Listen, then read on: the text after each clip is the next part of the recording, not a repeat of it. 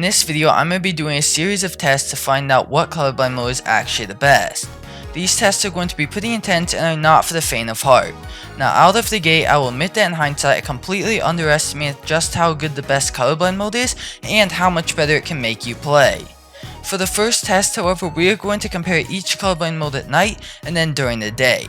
Now at night, just look at this comparison by least stripes. I personally think that Deuteranope makes stuff stand out the most because you can still see stuff through the buildings in the background very easily. Then for the daytime, I feel like Tritanope is the best since I can still make out the small stuff very easily and it's pretty clear overall.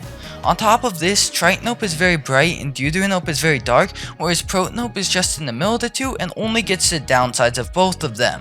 So after this test, I think we can safely vote out Protanope from the experiment. For the next test, we're going to be looking at which colorblind setting is the best for fighting.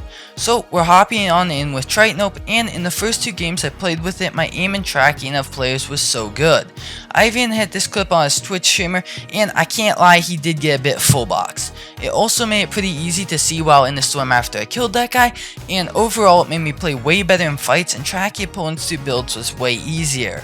Now, for Deuteranope, it made me play well in fights, but tracking opponents was so hard. I literally couldn't even track this guy out of the slipstream since his skin blended in too much with the map. Overall, I'd say it's really good in fights, but for tracking people it's really hard, and I think out of the two of them, Tritanope 5 beats it by a tiny bit. Overall, when using Tritanope, I was way better at fighting and tracking people than on the other two modes, which is Deuteranope and Protanope, so I'm saying that Tritanope 5 is the best colorblind mode.